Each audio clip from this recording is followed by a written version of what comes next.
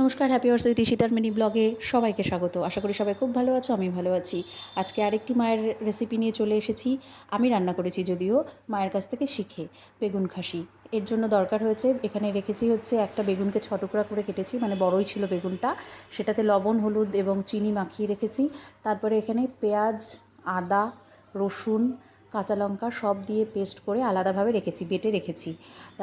এবারে বেগুনগুলোতে কড়াইতে একটা তেল নিয়ে তেল দিয়েছি, তেল দিয়ে বেগুনগুলোকে আলাদা আলাদা করে ভালো করে ভেজে তুলে রাখলাম। এরপরে কড়াইতে তেলটা তো গরমই রয়েছে, সাথে আর একটু সামান্য তেল দিয়ে সাদা জিরে এবং তেজপাতা ফোড়ন দিয়ে দিলাম, এবং সাথে একটুখানি পেঁয়াজও ফোড়ন দিয়েছি এবং কাঁচা লঙ্কা। এরপরে এই পেঁয়াজটা একটু ভাজা ভাজা হয়ে গেল, ভাজা ভাজা মানে একটু লালচে মানে বাদামি রঙের হবে। বাদামি রঙের হয়ে যাওয়ার পরে এখানে যে মশলাটা আমি পেস্ট করে রেখেছিলাম, এখানে টমেটোও রয়েছে, পেঁয়াজ, আদা, রসুন, লঙ্কা, টমেটো পেস্ট করে রেখেছিলাম, সেই মশলাটা দিয়ে দিলাম। সাথে হলুদ, লবণ পরিমাণ মতো দিয়ে দিয়েছি এবং একটু চিনিও দিয়েছি। এবার এটাকে ভালো করে কষাতে হবে।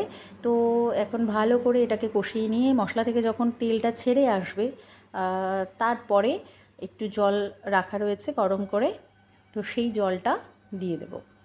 মশলা থেকে তেল ছেড়ে গেছে, বুঝতেই পারছো অনেকটাই কষে গেছে। এবারে ভালো করে কষাতে হবে, যেহেতু রসুনও রয়েছে তিন চার কোয়া। তো ভালো করে তেল ছেড়ে গেল, মশলাটা ভালো করে কষে যাওয়ার পরে জলটা দিয়ে দিয়েছি। দিয়ে এবার জল ফুটে গেলে বেগুনগুলো দিয়ে আর একটু ভালো করে ফুটে গেলে তারপর এখানে গরম মশলা দিয়ে নামিয়ে ফেলেছি এবং তৈরি হয়ে গেছে আমার বেগুন খাসি। আমার তো ভীষণ ভালো লাগে, তোমরা করে খেয়ে জানিও কেমন লাগলো তোমাদের। সবাই আশা করি সবাই খুব ভালো থাকবে, সাবধানে থাকবে, সুস্থ থাকবে। টাটা, দেখা হচ্ছে খুব শিগগিরই আরেকটি নতুন ব্লগে।